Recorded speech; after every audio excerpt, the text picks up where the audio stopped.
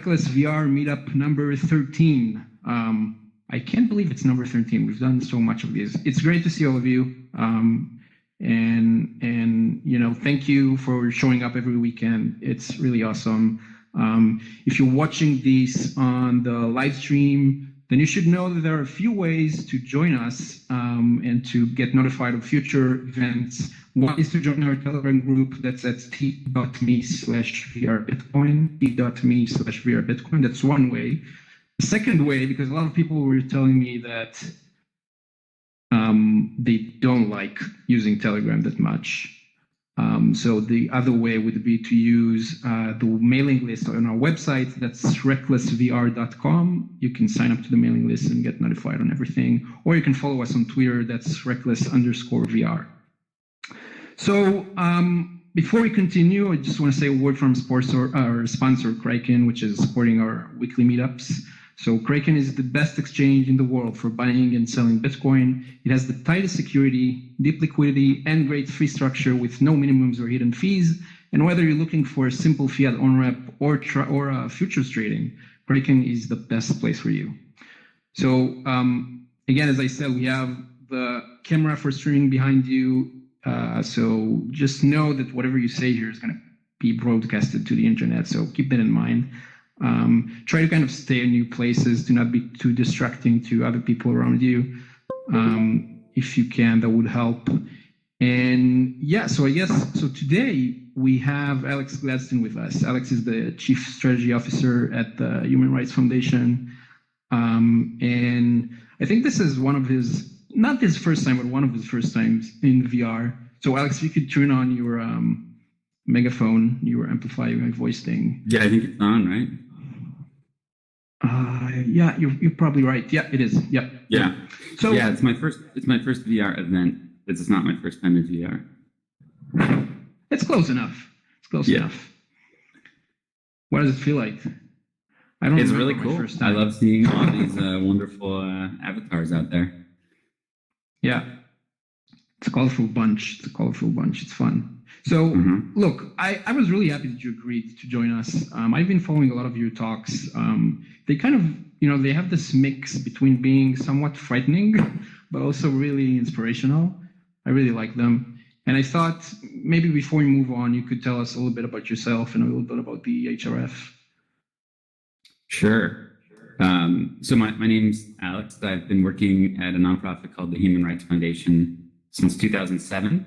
And my first job that summer was actually to put together backpacks of kind of contraband media and films to be smuggled into Cuba. My colleagues, some of them were Latin American, and they could travel to Cuba totally legally. They would leave the U.S. and go to Mexico and then go to Cuba. And at the time, there was no internet at all really in Cuba. Now they have this thing called the Paquete system where people have figured out how to get satellite devices, and then they kind of download essentially like Spanish Netflix onto big hard drives, and then they go around neighborhoods and share them, and people take what they want. But before that, there was just very little outside information. In Cuba, it's a communist country, so the government basically, has to approve every book that exists. So there was a huge thirst for outside information, and one of our projects when I first started working at HRF was to provide materials to the underground library movement. So people would meet up in, groups of 3 to 4 people. They'd sit inside someone's home and they'd watch a film. And oftentimes it was a foreign film. We would send in stuff like V for Vendetta. We would send stuff in like Braveheart. We would also send like comedies, Woody Allen's movies. And obviously they'd be dubbed into Spanish, and people would have like little conversations about them, and it was quite meaningful. We ended up doing a whole bunch of other work there. And then later in my career at HRF, I worked a lot on our North Korea programs. So we ended up creating an initiative where we would send outside information into North Korea with the help of people who've escaped. And that program's been really successful. We've sent in close to 90,000 flash drives and USB keys into North Korea. And each one reaches anywhere from 10 to 50 people from our data. So I think we've impacted probably a large percentage, not a large, but a non-trivial percentage of the North Korean population has gotten some of our stuff, which is, again, mostly South Korean dramas and soap operas, but some sort of Hollywood and Bollywood stuff as well. How do you do that physically? How do you drop flash drives.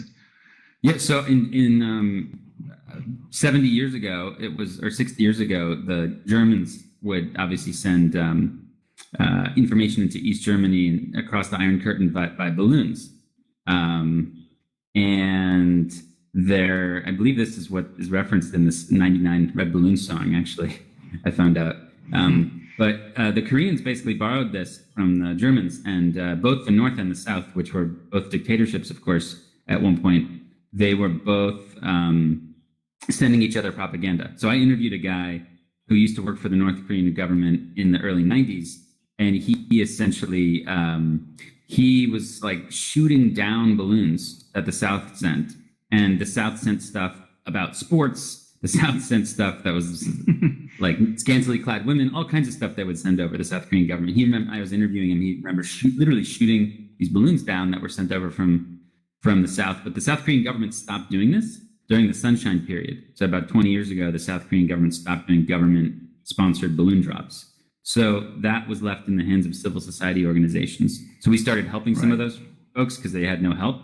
But ultimately, we realized and I put some GPS trackers on those things, and I can tell you that those balloons go really far. So I put a GPS tracker on a balloon. We floated it at night over the DMZ, and it went to Vladivostok. So it went 400 miles.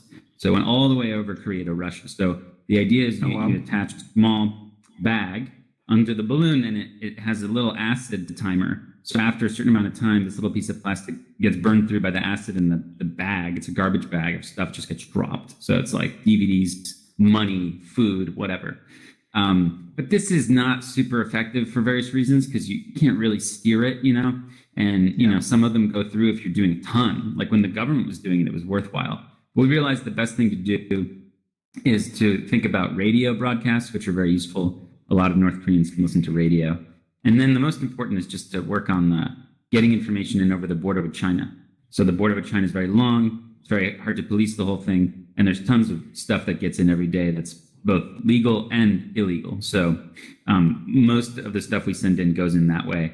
And ends up being a window to the outside world for North Koreans. And then over time, I had just different conversations, over the years with people about Bitcoin. But I got very interested at the end of 2016 when there's a guy named Bill Tai who was on the board of Bitfury, and he was like, hey, what if Bitfury was interested in like engaging some of the human rights activists at your conferences with this idea of Bitcoin? And I said, that sounds great. And a few months later, we did our first event together, and it's really been down the rabbit hole ever since. And what I've noticed is when I interview activists now, I talk to them about finance, money, and it's always fascinating to see, what they come up with. Like I was talking to someone from Eritrea the other day, and one of the things the Eritrean government, which is like the North Korea of Africa, it's on the Horn of Africa, and one of the things that they did about less than 10 years ago even was they just scrapped all the money in the whole country. So everybody had been saving up cash to do different things, and the government came out and said, okay, that money is no longer going to be valid. You have to exchange it for this money. And it's like financial repression. And North Korea did the same thing, right? So North Korea in 2009 scrapped the entire currency, and this led to a lot of defections. And the more repressive the regime, the more repressive the financial repression is what I think you'll see. And then there's, of course, things like hyperinflation that I'm sure you've all read about. But generally speaking, people have a lot of problems with money around the world, and it's often not part of the human rights story, which is weird.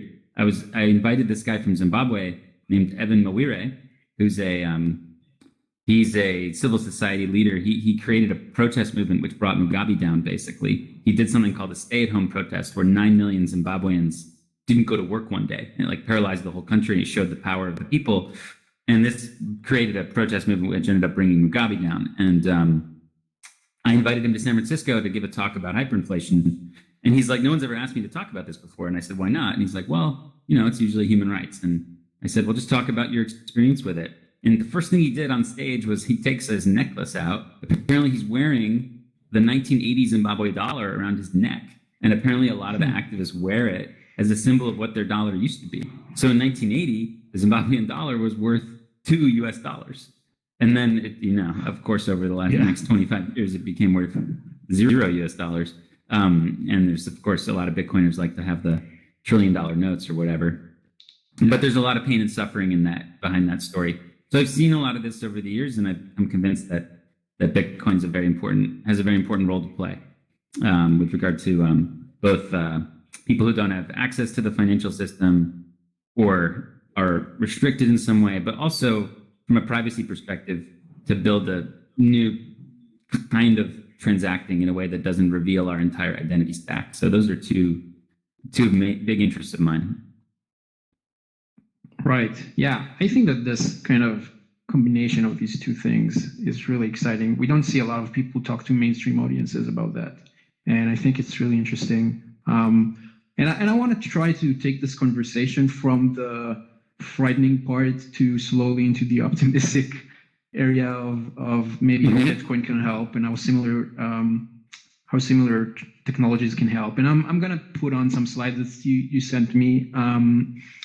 And I thought we could start with, what digital surveillance looked like before COVID-19, because it seems like it was so long ago, but it wasn't.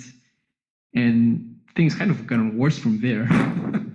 But yeah, I'm kind of curious because I saw a lot of your talks from last year, and you talk a lot about things like how in China, for example, they would have those credit systems, for example, that almost dictate the society for some people, dictate how society works. So I wonder if you could kind of expand on that.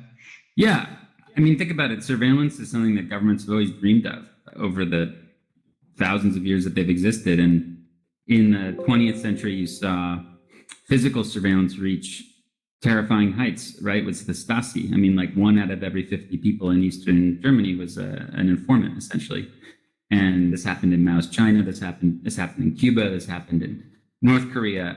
You have this system of basically community policing. And that was like the best governments could do until they started to realize that they could use technology to aid and abet their ability to spy on their people. And I think it wasn't really until pretty recently when that ability came to be realized through things like big data analysis. So I know we've had digital money for a long time in the form of credit cards. I know that we've had digital communications for a long time, but really until the last decade or so, when governments could start easily looking at what are 100 million people doing, they couldn't really do that before we had sort of big data analysis, right? Or if you want to call it AI or whatever. But this gives them new powers to police and surveil people. So even before this whole COVID experience, we've seen obviously a huge amount of surveillance in both open societies and closed ones. In the open societies, there's been some movement and some protest and some innovation. Obviously, I think the fact that, for example, WhatsApp adopted, end-to-end encryption was because of Snowden's revelations in many ways, right? So certain things that we get to hear about because we have a free media impact our lives. Whereas in China, it's not like that. It's not the average person knew about Snowden's revelations, right? It's unless the law to find they had no idea what that was, right? So ditto in North Korea or many other countries. So I think our free press and free information environment does allow us to fight back a little bit. But ultimately, governments are always going to just be thirsty. I remember talking to a Danish banker. She was the CFO or CEO of one of the biggest banks in Europe. And I gave a talk about Bitcoin and surveillance and privacy. And afterwards she said, I think you're wrong. We don't know enough about our clients, And I'm like, well, what would be too much, and she couldn't answer me. And it's like the banality of evil. She's a good person and has a family and whatever, but she's been taught to believe that that her company and the government should know as much as possible about every citizen, and that's a good thing. And that was really scary to me. And I think that that's kind of what we're faced with is that officials and authorities and corporate leaders see this as sort of like a good thing, that it can be more secure and everybody can be more safe if we know everything about everybody. And that's kind of inevitably where governments are going to go. So that's why technologies like Bitcoin and Signal are so important, and many others, because it allows us to take that ability away from them, right? Right. But that's an interesting point. I mean, when you look, there are a lot of like commercial corporate style products that, the people who build them, they know everything about their users, because if it's a digital product, if it's an app, they know like every click you make, they know when you do it, they know everything, and they can use that to make it better for you, right? They can use that to make it a better experience for you. And, I'm kind of sort of involved with the development community over things like Bitcoin.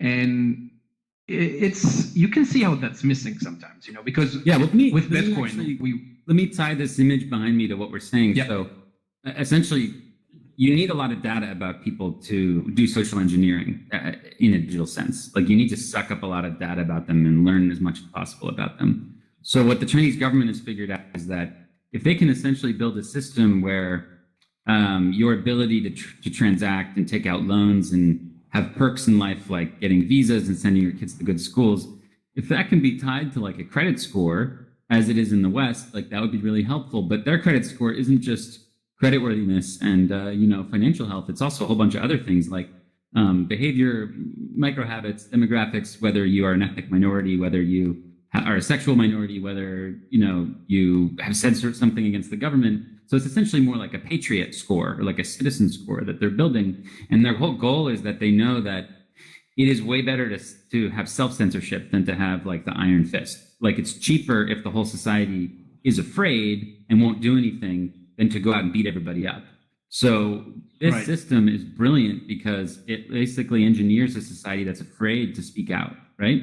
And the government doesn't have to go and arrest everyone. It's just the climate of fear, the threat of, this threat that looms is what holds everything in place.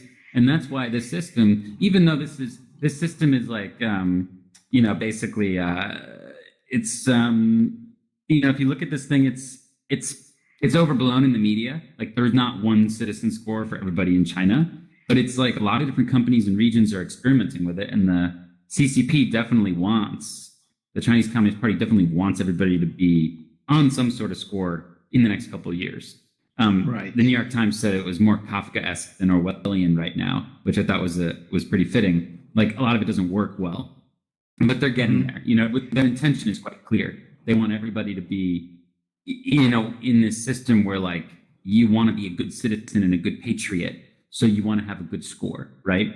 So that is dangerous for civil liberties, and this is something that I was obviously studying and paying close attention to before COVID. But now we're in like a whole new era of mass surveillance, because I think that public health is something that people are more willing to give up their rights for than things like terror or things like that. Like this is like 9/11 on steroids in many ways, because so many people are willing to give up more as long as they don't get sick, right? Is the narrative. And you're seeing all these like people in positions of power, basically like in Australia the other day, saying the Australian government said that basically it is essential for everybody to be surveilled for the country to go back to normal, is what he said, is what's one of the ministers of the government said. And that's a crazy Orwellian doublespeak. Like, what do you mean go back to normal? We weren't surveilled before, So like it's this kind of a condition, right? Yeah, and I think this is what I've been talking a lot about lately, is this idea of like the normalization of mass surveillance after COVID. Like, again, Google and Apple, pre-COVID, if Google and Apple had been like, hey, we're going to install Bluetooth like tracking system on all of your phones, people would have been like, whoa, that's weird. But now everybody's like, that's great. Let's get involved. Go Google and Apple. It's like, what did they do over the last decade to win your trust on privacy? So what the thing you just showed is I think the slippery slope of where we're going is that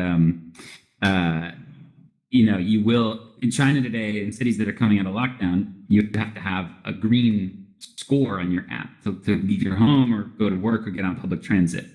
And the chairman of the Human Rights Foundation, Garry Kasparov, the Russian chess great, he always makes this old Soviet joke where he says, there's nothing more permanent than a temporary measure. So those color codes aren't going away. You know what I mean? So these things are going to be around, and it's not like the color codes are connected to your body. They're not like biometric. Some bureaucrat is deciding whether you're green or red or yellow, right? So this is adding a whole new level of control over you from the state. And it's one that's more widely accepted than before, because most people are willing to give up a little bit of rights and freedoms to not get sick. So it's a really, really dangerous moment, I think. And it's one where we really have to reject this stuff. And I think that's why, even though Google and Apple are saying that their system is going to be privacy preserving, like we can go into that and why that may not even be true. Even if it's true, it's still dangerous because they're not building the apps. Governments are building the apps. And ultimately, it's going to make people more normalized and comfortable with surveillance. And I don't think we need it. If you actually talk to and interview medical workers and authorities of countries who are dealing with COVID, digital contact tracing doesn't even really work. You can actually interview the Taiwanese health authorities who've been doing some pretty crazy mass surveillance. And they basically admitted that this has only been helpful in one case, basically. And Singapore has said the same thing. They've been trying to monitor people using a Bluetooth tracking exposure app. And they basically said this doesn't replace traditional contact tracing, which is when you interview people at when you're sick, you go to the hospital, hi, who'd you come into touch, who did you come into contact with? We'll call those people and warn them. That's really important. I mean, that's a critical function of our healthcare infrastructure. But the idea that you can automate it using a phone is not, there's no evidence for that. So Google and Apple proven this thing. Yeah, and it could literally be installed on phones for a third of the world's population, billions of people. And the second paragraph of their white paper for this thing makes a broad assumption that digital contact tracing works. And that's not true. So the whole thing is premised on bunk science to me. It's like a lot of it is like witchcraft, Yeah. Yeah, it's weird. In Israel, I think Israel was one of the first countries to go really extreme with digital tracking. And they actually have at least like 3 programs here that are completely different, ran by completely different organizations, which really makes it difficult to understand what's going on too, because actually there's this tweet from Maya, who's a good friend of mine in Israel. So, they have this discussion about how, well, this program isn't really helpful at all, but actually there are, and they might stop it because of that. But then there are 2 or 3 others that still go on, and they're vastly different. So there are programs that would track your cellular location, but there are others that are kind of privacy preserving, sort of, where your phone would report only if you get sick or whatever. Right, but didn't your government come out recently and say that it didn't really work or something? What was that all about? So that's the confusing part, and that's the tweet. That's the confusing part because they say about one program that it didn't work, but they didn't cancel the others, right? And from what I've seen, this is true for other countries too. Like a lot of them run multiple experiments and multiple programs, and then even when they say we're going to stop this one, there are actually at least 2 others that run and continue to run in the background. So that's really difficult. But this is kind of crazy. We have a pretty wide body of knowledge from Taiwan, from Singapore, from Israel, that this doesn't work very well, and either way it doesn't replace normal contact tracing, which is what we should be focusing on. And yet Apple and Google and a whole bunch of other people are like, let's do this, and it's not the right thing to do. So do you want to maybe look into a bit how this Google and Apple program works? You seem to. Why don't?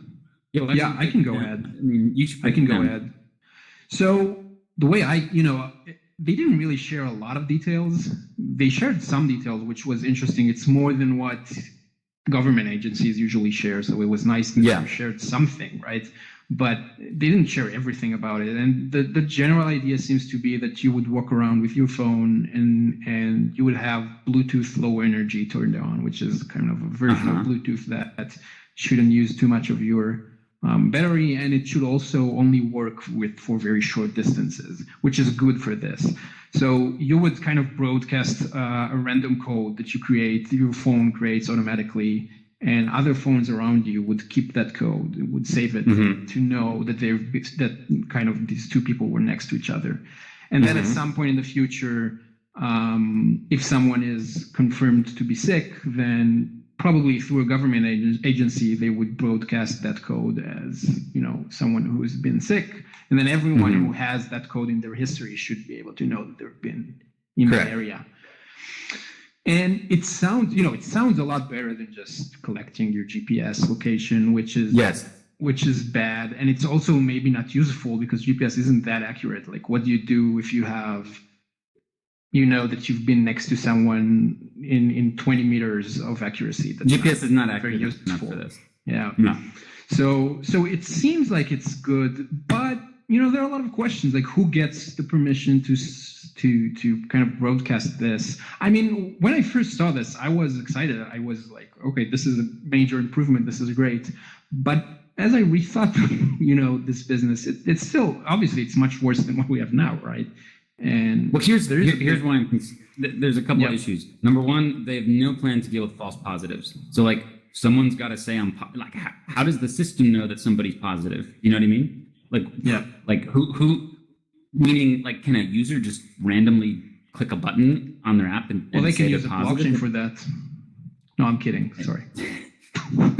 Yeah, sure. No, but like the point is, is there a doctor key? Like in the app, does a doctor need to? Will only a doctor have a permission to tell you that you're positive, or that? So there's that's ripe for problems right there. Second of all, Bluetooth is very accurate, but what if you're like in a car and you're 5 feet away from someone who's in a different car? Like Bluetooth will say that you were exposed. Okay, so that's another problem that is not escapable by technology. Like that's just a permanent issue with this. And thirdly, remember, this is the base protocol. So people are going to build apps on top of this thing. And really what we're looking at here is that if you think about the way existing government cell phone tracking works, again, it's not as accurate as this because they use, triangulation and they use GPS, and it's not quite as accurate. Like they can figure out who you are, but this would allow them potentially, if they build apps on top of this protocol, which all of a sudden Google and Apple would push out to potentially over time billions of people, they could literally have a real-time understanding of every single human-to-human interaction. Okay, so that's the scary thing. So for those three things, mission creep, false positives, and the fact that the system just doesn't really take into account the fact that it could be wrong if you're next to somebody but there's a wall between you. I just don't see why this is something that people are excited about. I think it should be something we definitely fight back against. Right. You're saying like if the Apple and Google can build a protocol, but then the government can push an app that has whatever inside it, you'll never know what's actually doing, and it could be either due to incompetency or malice. It could be both. But whatever it is, they could be collecting a lot more than we think. And this kind of white paper of what Apple and Google wrote is kind of putting this veil of authenticity on top of it. But what we really get is not necessarily built by Apple and Google even. Yeah, all I'm saying is that they're not building the apps. So the apps are going to be built by governments, and the apps are going to be built by corporations. So it's highly unlikely that those apps that you'll actually use will not have PII, like will not have personal information attached to it, right. Like will not have a cell phone. Like everybody first saw the news and they were like, "Oh, this is so cool! It'll work without your phone number and all this stuff." And I'm like, I don't think so. Let's actually see these apps in the wild. I guarantee there's going to be some mix of identifying information. And again, that's just a slippery slope towards micro Bluetooth location tracking, which again, even if you're like, whatever, man, the authorities are already spying on us already. Why would you want to give them an additional level of accuracy? That's ridiculous, Like I understand that they're already spying on us, but Bluetooth is a whole new ballgame of being able to understand who you spoke to, not just if you're in the same room, but potentially who you spoke to. So I think I'm very skeptical of this whole thing. And in South Korea and in China, they've started to mix this, tracking you with financial surveillance as well. So in South Korea, again, which is an open society, this is very scary though. They're looking at your financial history to see where you bought stuff. And that's how they're trying to figure out, did you come into contact with somebody or not? And this is just so obviously ripe for abuse, and is why I think financial privacy is very important, because if they don't have the data in the first place, then they can't exploit it. I guess that would be the theme of today's conversation. If you don't feed Big Brother with your data, then it doesn't grow any bigger. It can't grow bigger just through technology alone. It has to have data. Right. So that's the point. Yeah. And we've been seeing like governments push to using digital payment tools more during the last few months. Kind of, I guess the reasoning is that maybe using cash is dangerous because maybe you could get sick from using cash. Yeah, I mean, a lot of people were, talking about this, but ultimately governments will claim, some have already, that cash is dangerous because it could spread disease. And I mean, look, that may be true. I mean, the cash is pretty gross. I think it's important for privacy and human rights, but ultimately, I think Andreas said this at one point in one of his talks. I remember a couple of years ago, but I mean, people are going to look back and be like, wait, we used to carry around pieces of paper as money. That's like really disgusting. So I think there's some truth to that, which is all the more reason why we need the equivalent in the digital space of being able to transact privately, because the paper money's going away. Right.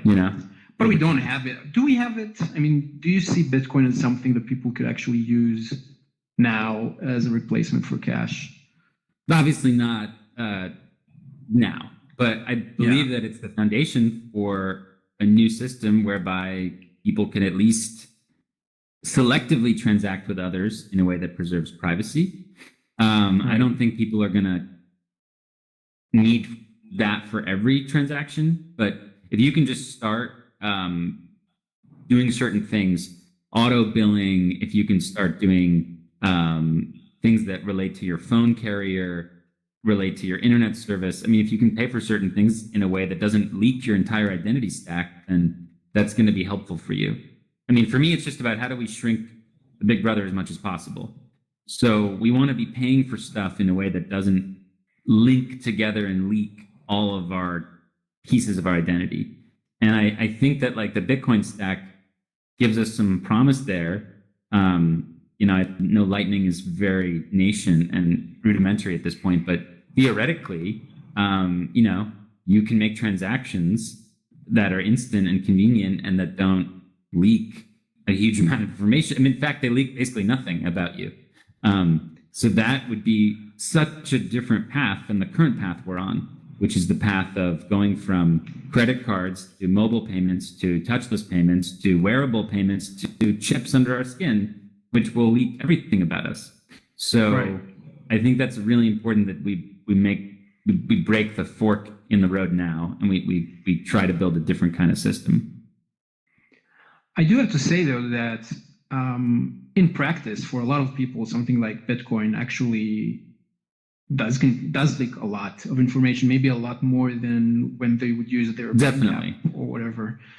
And that kind of, there's this distance between the promise and what we actually have. I mean, most people who use Bitcoin, I would say, probably leak a ton of information while they're doing it. Yeah, so they don't even know. I think the idea is the following, like, it's about what does the merchant see, right? So when you buy something from a corner store with a $20 bill, the merchant doesn't know anything about you, right? If you buy something from a merchant, you can pay them with Bitcoin or Lightning in a way that they don't really know anything about you. And it requires operational security, and it requires you to use Bitcoin in a smart way. But that's the promise, right? I mean, that's what what a lot of us, I think, are in it for, is to preserve the idea of cash, but in the future. I mean, to give you another example of why it's so important, last summer in Hong Kong, when people were going out to protest, they were like buying their Metro cards using cash. Normally they'd use a top up on an Oyster card type thing called an Octopus card. But that, of course, in many cases is linked to their identity, and they are worried about their employers finding out that they were protesting, or the school authorities finding out that the students were protesting, so they get in trouble. So if they use cash, then like the government doesn't know how to, they can't link them to that particular path on the subway, getting off at that stop and protesting. Right. But so cash is really important in Hong Kong right now, but in the future, they won't have cash anymore, right? So what are they going to do? So this is why I think it's important that we experiment and iterate in this area. And that's why I think it's really important and noble for people to be working on Bitcoin privacy, because it's a process that takes a long time. Like, it doesn't happen overnight. but I do believe that it's going in the right direction. But yeah, I mean, I bought something with Lightning the other day online. Yeah, I have to give the website my address. So there's things that like you have to, Right. you have to think about. Like maybe the best way of doing it is basically what Amazon has now, where you buy something with Lightning, for example, or Bitcoin, and you have it delivered to the locker at a supermarket, and you pick it up, right? I mean, there are ways we can do it. It just you have to think carefully about it. I mean, that's already pretty widespread. This whole Whole Foods Amazon partnership has allowed you to pick up, in America at least, you can pick up stuff at any Whole Foods that's from Amazon. So theoretically, you could do this in a way that doesn't leak your entire freaking identity stack. And that's really the key, is how do we get there? Of course, maybe there's a camera there, right? At least. Yes, you wear a mask, man. Now everybody's wearing a mask. It's even easier now, yeah. Yeah, that's true. And I mean, so do you think that, I mean, because you've been working with activists all over the world, and I wonder do you think that people have the capacity and the free time maybe to think about all of the things that could go wrong when they're paying with something like Bitcoin, and to think about the operational security they have to go through to really protect their identities? Because I agree with you, I think it's possible, but it's it's very taxing to. Very taxing. Yeah. I think it's just people will figure out. Never underestimate people is something I've learned. I mean, I just got to interview somebody the other day who, as a student, figured out a way to create a million-person movement to overthrow Slobodan Milosevic in Serbia peacefully without a shot fired over a decade. And, he and his friends sat down at a cafe and plotted this, and they ended up executing it perfectly. So they didn't even have technology, really. I mean, not at least what we have today. So I wouldn't underestimate people's ability. And if you talk to dissidents in countries like ranging from places like Iran to China to Venezuela to even Hong Kong, Palestine, I mean, people have figured out how to use Bitcoin already. You're right, though, that they haven't thought through the privacy aspect of it, which is why I think that widespread, easy to engage with innovations like BTC Pay Server are really important. I mean, think about that just for 1 second. Like, a big use case for Bitcoin, obviously, is for civil society organizations in dictatorships who need to get money from abroad from donors. So currently, if I want to give a Russian NGO, let's say I'm excited about teaching some economic theory, like whether it's progressive or libertarian or whatever, I want to fund a class in Russia to teach students about that. I can't do that right now. Like, I can't legally do that because the Putin regime has changed the laws to prevent foreign funding. So we have to basically do this crazy operation that's very risky. Well, if I can just sit down with that one person that works at that school, and I can teach them how to set up a BTC Pay Server, private link online somewhere, we can start getting to where we need to be, And then when they need to pay for program costs, what we would do is sit down with them and teach them how to take that Bitcoin and turn it into rubles. And there's a lot of ways to do that. And some of them are very privacy preserving, depending on how you do it. Again, in Hong Kong, for example, today, the ATMs that are Bitcoin ATMs don't require KYC, and they don't really have limits either, from what I understand from my friend Leo. So you can support Hong Kong activists right now with Bitcoin, and they can withdraw into fiat and not compromise their identity. So it depends on what part of the world you're in, but it's definitely possible. And I think we just need to work towards it. I mean, look, I saw this thing happen with peer-to-peer encrypted messaging 10 years ago, or when I was doing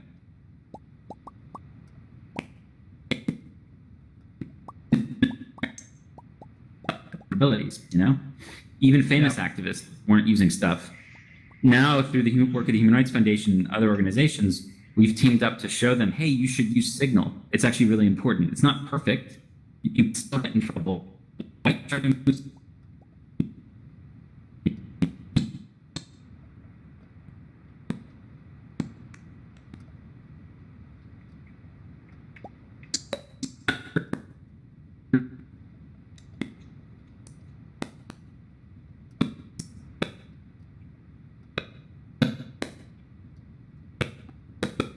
I want to use it. It's too complicated.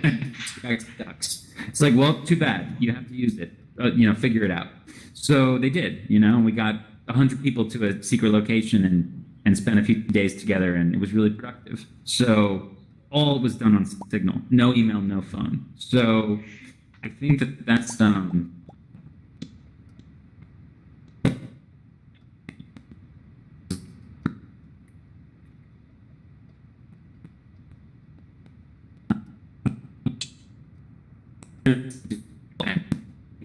years to develop your understanding of it, and then that changes over time. So the main thing is, like, rather than trying to teach them what Bitcoin is, let me try to teach you how to accept a donation in this particular currency, and then let me teach you how to shave that off into fiat when you need to. That's kind of what I would like to teach to people, and then they'll learn about Bitcoin.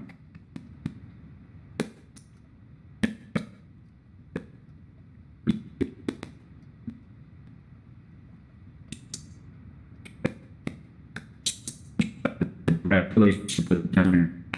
Like in the next 50 years, it'll be to the point where I can donate to somebody, and that person will have a BTC pay server type setup on their website, which will totally clean the coins. There'll be a coin join type system that happens automatically. They won't have to do it on their own, and they will then have clean coins, and they could do whatever they want with that. That, I think, needs to be the goal for like funding civil society organizations. And if you look at it just over the last 5 years, if you look at the pace of innovation with CoinJoin stuff, man, it's happening. It's pretty amazing. Yes, there's a problem with the centralized trusted party, but like, have you played with the Samurai app on Android? It's pretty amazing. So I think we're getting there, Yeah, you're right. It's absolutely right how things change with things like PGP in the past, which was almost impossible for normal people. You could get any activist to Signal today, but Signal, they'll use it.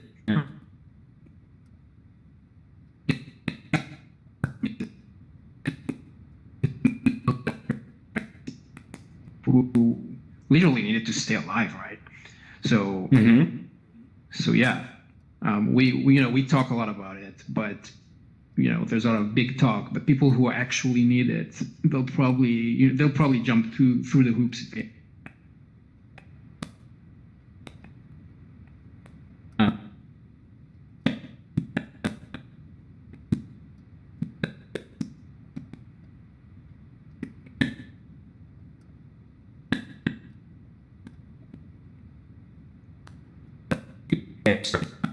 But if you opt out of Bitcoin, he no longer knows. He has to go try and figure out what's happening on the blockchain and make a bunch of heuristic assumptions, and that's not going to work long term. Like, he's just not going to know what you're doing. And Putin can't freeze your Bitcoin account. It's pretty obvious, even though he can freeze your bank account. And if you look at governments like the Burmese dictatorship, they just delete the property records and the identity documents of religious minorities. So guess what? They can't delete their access to Bitcoin. And, even my government does, I think, bad things like countrywide sanctions, which punish people who didn't even get to elect their leaders. So if you live in Iran, you have a terrible government. But guess what? You didn't elect that government, right? So the average young person in Iran is suffering. So, this allows them to get around that. And then same thing in Venezuela with regard to just, this whole idea of the government printing more money and valuing your savings. Obviously, you can opt out of that too. So it's such a powerful tool for all these reasons. Yeah. This is amazing. Yeah, I love this slide. It really puts things into context. And I think with this optimistic, I'm glad we kind of managed to get to the optimistic view at the end. And I think with this optimistic view, we can open it to like audience questions. So I wanted to start with Eric Wall, who has a really interesting point. Yeah. So where's Eric? Eric, you should click your raise hand button on your bottom right corner of the screen. You see that? Yeah. Okay. Good. Now you can go ahead. Okay. So Eric and I were talking earlier. Hey, Eric. So.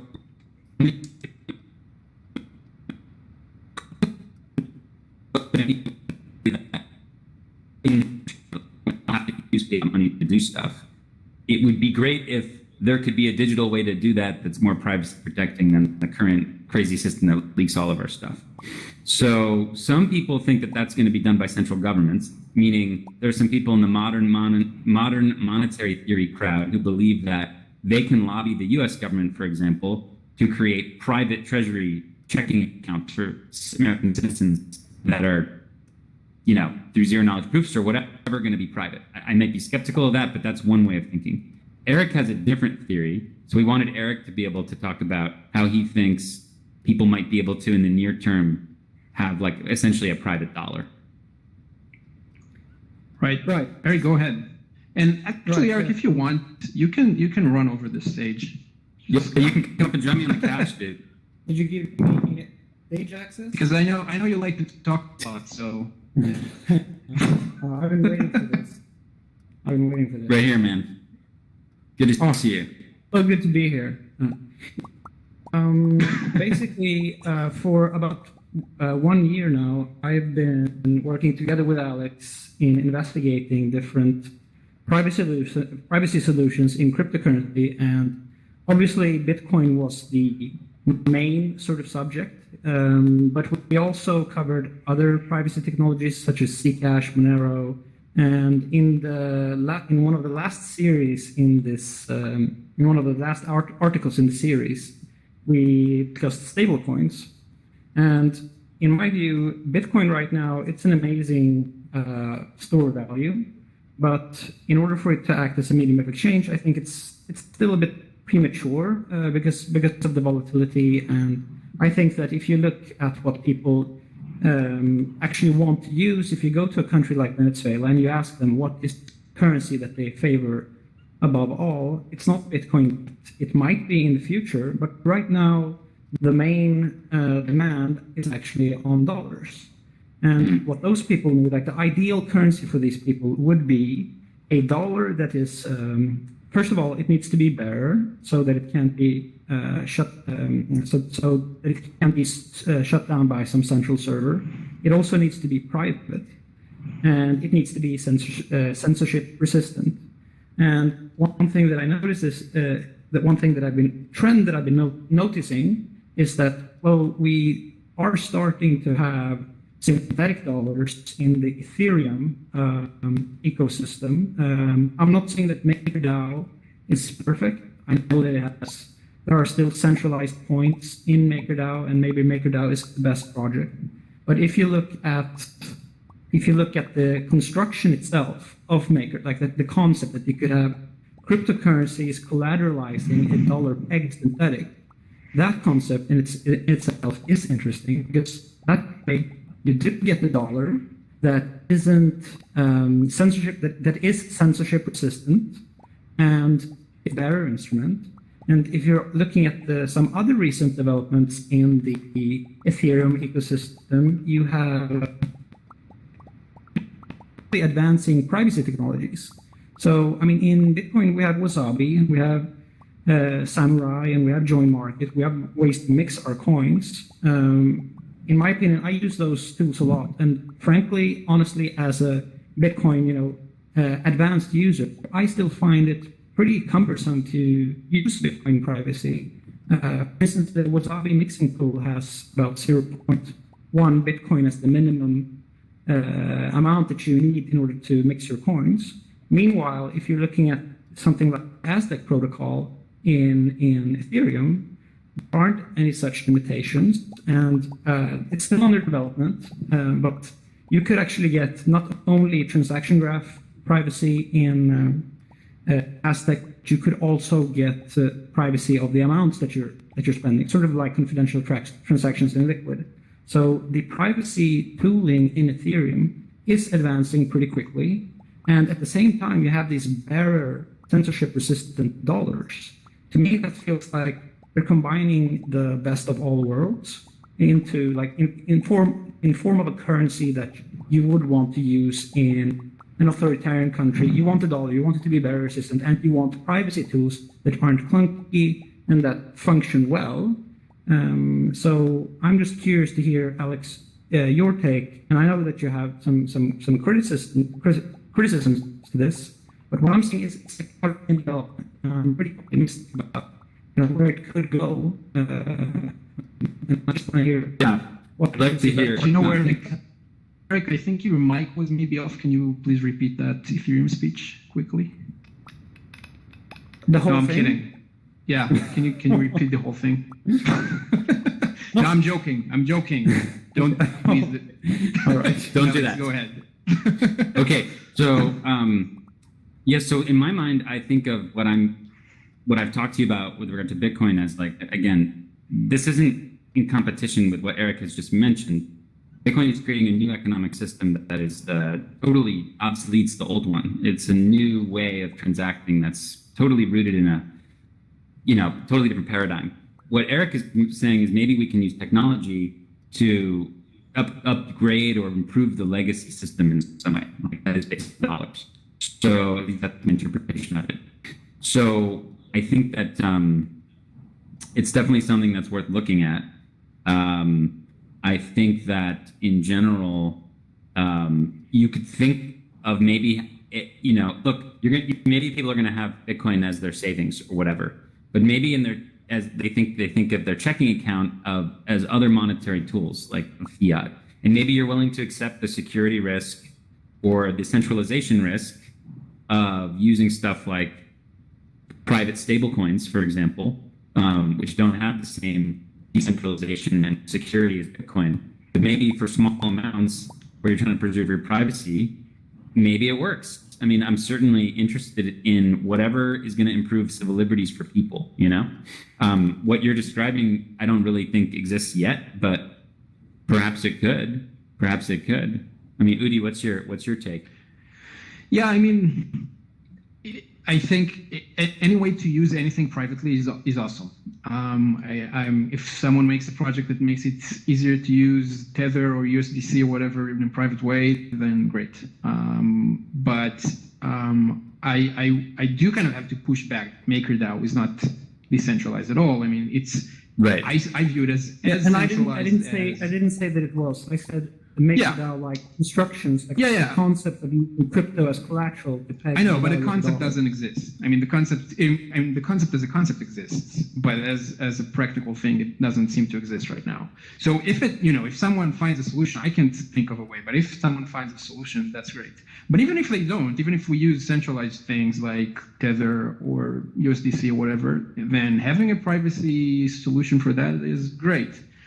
I would say, however, that all of those, things like you mentioned Aztec, and there are other, zero knowledge proof things that happen on Ethereum. All of these technologies can be easily implemented without Ethereum. So you can easily have a stable coin-like thing like Tether by just using a database. And you can put whatever ZKP technologies you want on top of that. And you always have the issuer. So you're fine with trusting the issuer. Yeah, well, I mean, Liberty Reserve is actually something like that. They have. I agree with you. It might get shut down. Yeah, it might get shut down. But the same is true for probably for Tether and Circle and all of the other folks doing stablecoins. I mean, if they allow privacy things, that they might get shut down. Maybe not. Maybe they do. I don't know. But they have the same risk whether they're using Ethereum. Yeah, that's why I mentioned crypto-backed dollar synthetics specifically, because they cannot, if done correctly, if we solve the Oracle problem, I'm just saying that there is a type of money that we could create, and I'm from what I can see, I mean, it's an amazing opportunity. If we really care about financial privacy, then Bitcoin's the long-term goal. But we might be able to deliver some type of more accessible solution by working on the open innovation we have access to. Yeah, and I guess my general reaction to that is that if people build it and it works, I think there'll be a lot of appetite for that. As Udi's saying, it doesn't exist right now, and there are reasons to believe that it might never exist from both social, political, technical reasons. And so at the end of the day, people may be forced to, if they care about being outside the state, if they want to move money from one country to another or save it, they use Bitcoin as like the their kind of savings account or as their base layer account, and then they shave off into fiat where they need to spend, and they're back into the centralized financial world. To me, sometimes the stable coins seem like an unnecessary middle piece where it's like all these people are saying they're going to use Bitcoin anyway, then they're going to go from Bitcoin to DAI to dollars or something like that. So for me, it's just I haven't seen the need for it yet, but clearly if there could be an implementation that works, I'd be very excited about it. Just haven't seen it. Haven't seen it yet. Yeah, same. Yeah. I mean, Eric, how would that? Who would build it? Like what? Who would build it without getting arrested? How would you do that? Yeah, so I think the first thing that is going to happen is that you're probably going to see the existing MakerDAO DAI token get incorporated into the Aztec protocol, and then you're going to have quasi, semi decentralized. But it's going to be the DAI token, right? Yes, and so. So what if VCs who control DAI don't want it to be private because they don't want to get sued by the U.S. government? Well, that they actually cannot. Well, they can't stop that. The DAI token they cannot control. Well, they haven't. Actually, not sure if they can prevent which addresses the DAI. Wait, but couldn't they just threaten to like do X if people do Y? Yeah, they could control DAI. They could blow the whole system up if they think that it's being used in a privacy. In an anonymous way, they could shut it down. But what I think is that if the ZK if the DAI in the Aztec protocol fails, then somebody else is going to do it, and they're going to learn like what are the attack vectors that make these private censorship resistant dollars get shut down. They're going to try again. Another project is going to come online. They're going to look at what did MakerDAO fail at, and they're going to do it over again until we actually have one. Because if I'm just looking at it, what's feasible with technology, a private censorship-resistant, permissionless dollar is available. A barrier instrument dollar is possible to create. So I think that that's maybe something that we should, just be bullish on and not be so frightened. And I think it's. And how would you compare this? How would you compare this to an effort to make Tether more private and to just go all in on Tether? I don't think that's going to work because I think that if Tether becomes, let's say, the number one currency used on darknet markets, they're going to shut down. But it couldn't happen if you had a sufficiently decentralized crypto collateral-backed dollars. Of course, this thing doesn't exist. But if it existed, I'm with you. If this thing can exist, if there can be a dollar that's no one can stop, I love it. Sure, bring it on. It doesn't exist right now. Sorry for interrupting. What do you think, Udi, is the one major hurdle in order for this concept that I've described to exist? Is it the oracles within MakerDAO? Well, it's a lot of things, and it's its own talk, but it's a lot of things. One of them is I'm not sure there are financial incentives for anyone to build this complicated thing if they can't capitalize on that. That's a big one that we tend to ignore. Another one is the Oracle thing, of course, which I don't see how anyone could solve. It's not a blockchain problem. That's a financial problem that financial institutions deal with all the time, and they didn't solve that for decades. So I don't see how we're going to solve that for something like MakerDAO. But maybe I don't know, but we don't seem to have even a direction for that.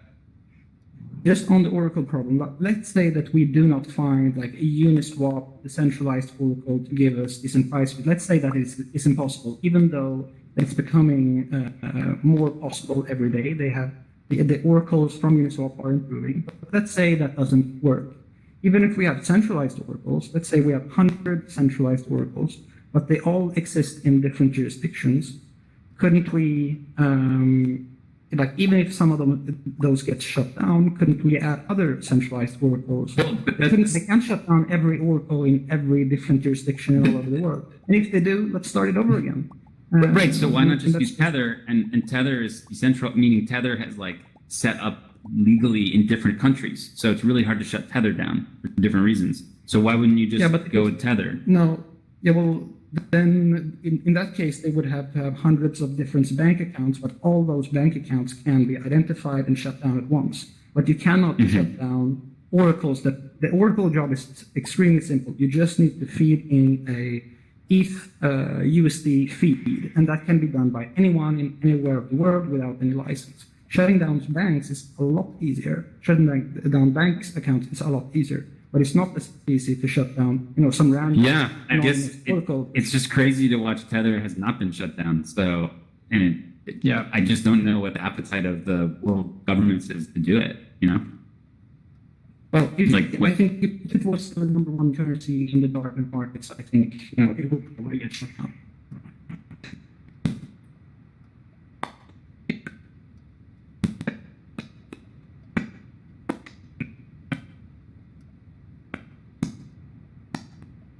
I would support it for sure. It's a resolution. I'm all for it. So yeah, we kind of reached an agreement, sort of. Yeah, rest assured, Thank you very much. Eric will be keeping us posted on whether or not there are exciting developments in that area. We can make this like a weekly thing when you just show up and tell us what's new in the world of MakerDAO. I mean, it seems like everyone's really up. Thank you. Thank you, Eric. Really appreciate it. Thanks, That was Eric. great. Enjoy, guys. Thank you. So Maybe Alex, do you just have final time for comment on that. Final comment. Sure. I don't think that's an unhelpful conversation. However, I do think that at the end of the day, if all the effort spent on trying to create this sort of short-term temporary solution on how to make the dollar private, which just invested in Bitcoin privacy, like that might be a more long-term benefit for humanity. So that's kind of my general thinking. But anyway, what's the next topic? Want to take another question? So, if you have time for a couple more questions, just take. Let's do it. So let's do it. So let's start with Matt. Matt, you can go on. And if you can throw more, we see where you are. Yep.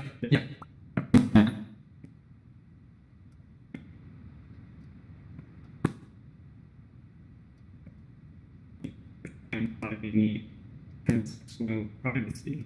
But how can we make ordinary people living in more or less democratic states understand the same? Yeah, that's a great point. When I talk about Bitcoin to someone who lives in a dictatorship, when I tell them that it's money that the government doesn't control, they immediately are like, wow, that's so interesting. Please tell me more. Whereas when I talk to an American or European about it, they're like, oh, this is like clearly something for criminals. Like, I want to run away in the opposite direction.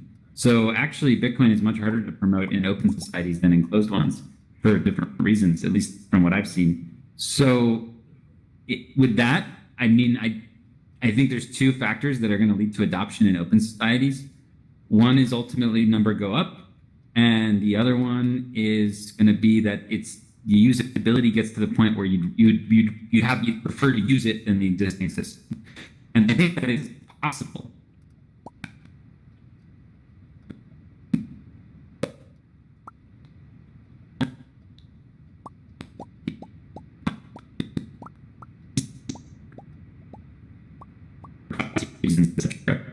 So it had to be literally better than the existing system. But I think the main thing that'll force adoption is just number go up over time. Yeah, that makes sense. Thank you, Matt. Let's move on to Hans. Hans? Yes, no? Okay, I guess not. Alex? Hello.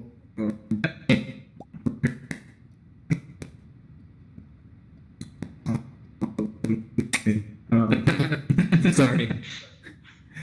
My question, I guess, I don't know if it's even relevant anymore, but you guys were talking about a censorship-resistant and private dollar.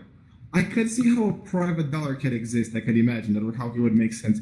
But censorship resistance, how could it? Because it's a dollar, as in the US dollar, as in by the US government, as in something has to be redeemed at some point, or it has to touch back the US government, which they're against that because it's theirs, hence the name of the US dollar. So how can that conceptually even like make any sense, right? Yeah. So paper money is. Right. So paper money, obviously censorship resistant. Well, remember, we're never using the word censorship proof. We're using the word censorship resistant here. So obviously I can go meet up with Udi and pay him. And yeah.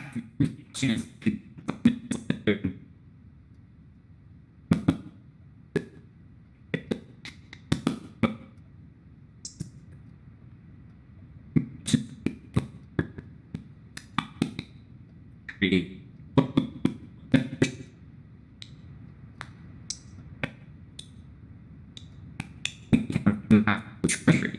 This is a real idea that's being seriously discussed in the United States. I don't know how it works is the problem technically. I mean, Udi, you have more of a technical mind. How would a government accomplish that? Let's say if they wanted to. I don't think they're going to want to, but let's say they did want to. How could they do that for like small increments of money for citizens?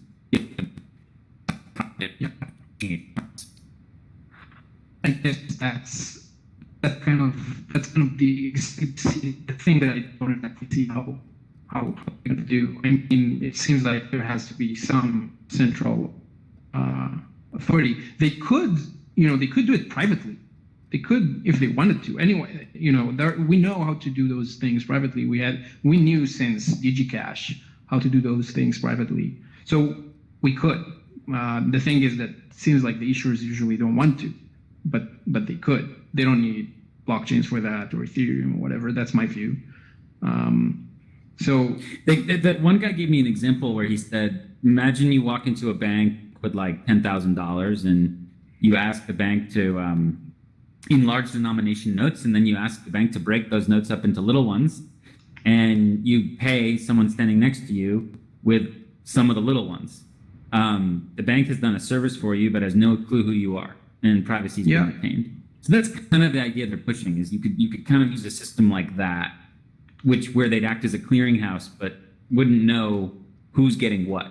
I just doubt that they're going to be willing to do that. What would be the incentive of the U.S. government to not want to know what people are doing? Would be my question to those folks. But hey, if they can force the U.S. government to do it, and it's technically possible, obviously that would be a good thing. I would remain skeptical, and that's why I'm such a fan of Bitcoin. Is like we don't need to ask permission, Right. Yeah. Cool. Yep. Agreed. Thanks, Alex.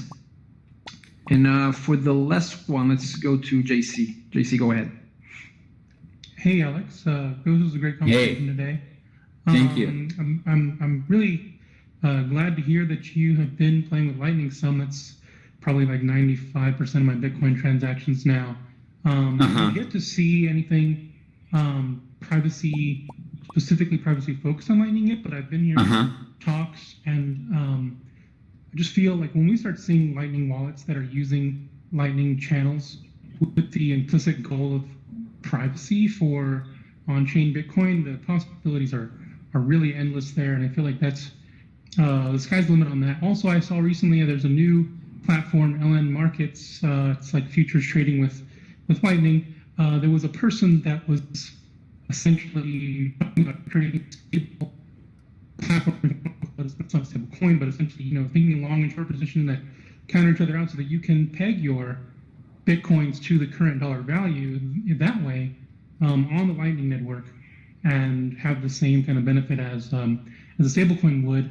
In that sense, you're trusting an exchange, but that is a step towards, if you're going to trust, oracles or whatever anyway, that's a step towards being able to use Bitcoin and Lightning in a way that you don't have to worry about necessarily volatility with your local currency. I just wanted to add to that, and I hope that you continue to look into the Lightning ecosystem. It's a lot more mature than people realize. So much of the stuff is so cutting edge. You just have to find it. Yeah, I mean, I don't know what Udi's take is on this, but for me, Lightning is very promising, but very difficult to use. I mean, when I made a transaction recently, I have this software called MyNode, which is really fun, and I have Lightning on there, and then I have a Zap wallet, which is connected to my full node, and it's just not easy because, like, if you want to pay for something, you have to figure out how big of a channel you need, and there's just like a lot of work that needs to go into buying something right now. The mobile where the UX is for like somebody who wants, easy. So if you use Phoenix Wallet, for example, or Breeze Wallet, as soon as you you have a channel on your phone. But like, I feel like compromising on the decentralization piece is not worth it for me. So I don't like anything. There's non-custodial wallets that I just mentioned. And now, Phoenix, you do sacrifice a little privacy. With Breeze, you don't. Completely non-custodial, only you hold your keys. There's a node on your phone. And of course, the Bitcoin Lightning Wallet is another that's even more freeing, I guess, than Breeze, because you've got more freedom to just connect to whatever channel you want. But yeah, I just wanted to mention those things. I think there's a lot happening that isn't necessarily obvious because it's moving so fast right now. Yeah, I'm very there. optimistic. Go ahead, Udi. I just feel like it's very early. Let's put it that way. Yeah.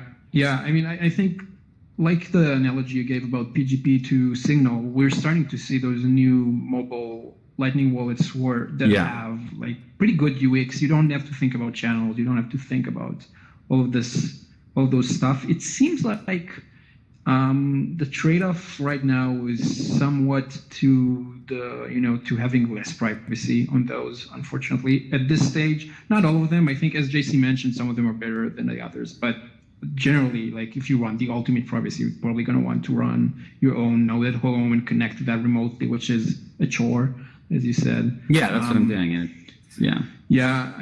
But hopefully, those two worlds can, Yeah, and I think eventually. actually I think the concluding note here, maybe you'll agree, is that what we're going for is literally PGP, pretty good privacy, where you can't have perfect privacy. Perfect privacy with money means that we've made trade-offs in areas that I think Bitcoiners don't want to make trade-offs in. So I think we just want to get pretty good privacy, and I think we're on the way. So hopefully we can end optimistically that there are things happening that seem very bad for people who want to spy on us. Very bad developments are happening for people who want to be Big Brother, who want to be like these guys and know everything about what we're doing. There are some very bad developments happening for them. So that's an exciting way to end it, I guess. Right. Yeah, that's a great way to end it. Absolutely. Sorry, folks. I wonder if they're listening. Sorry. They probably are listening, right? Too bad. Yeah. Well, they can't take your Bitcoin, buddy. So.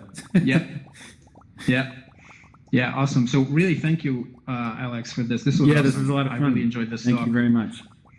Thanks for joining us. Okay. See you guys. See you on Twitter and elsewhere.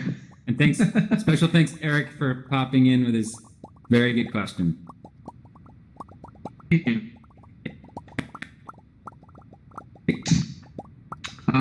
So guys, this marks the end of this talk. I'm gonna unmute all of you in a moment. Just want to say, so again, if you watch this from home, from outside of VR, then you should know that being in VR is a lot more fun. And by the way, you don't have to use a VR headset. You can use your PC too, if it runs something that works. So the ways to find us are to either find us on Telegram, that's VR Bitcoin on Telegram, or on our website, that's recklessvr.com, or on Twitter, which is reckless_VR. And you can hear about our weekly meetups and join. I want to thank Kraken, who supports us every week, and I want to thank our moderators that I'm hoping I'm not going to forget anyone. It's JC in here, and Gigi, and who's else here? I think Ben is here, and Andrew. So thank you guys. They've been helping us every week to make sure that there no one's disturbing. So thank you a lot for this help. And so the next thing we're going to do, if you guys are into that, we're probably going to step into VR chat, which is, for those of you who are new, it's kind of our way to go to grab a beer after a meetup. That's kind of what it is. So it's this free form thing. The avatars are much cooler and it's a lot of fun. So what I'm going to do is I'm going to log out and take a short break. And in 15 minutes or so, I'm going to post the details to join the VR chat thing. We're going to check out a new Bitcoin World today by Xander, which is pretty awesome. So stick around for that. And yeah, that's it. So you can speak now. And thank you for joining us. All right. Woo! Yay. How you doing? That was cool. Hi, chair. Sup, Ruben? I think you're mute. You're muted, I think.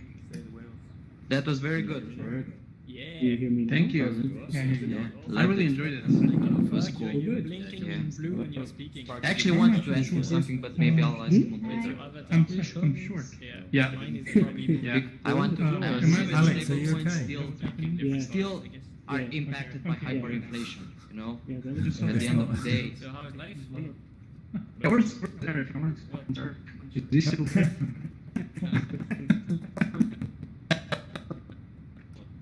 That's something to say. I loved the audience reactions. It was awesome. They're pretty, Tough crowd, tough crowd.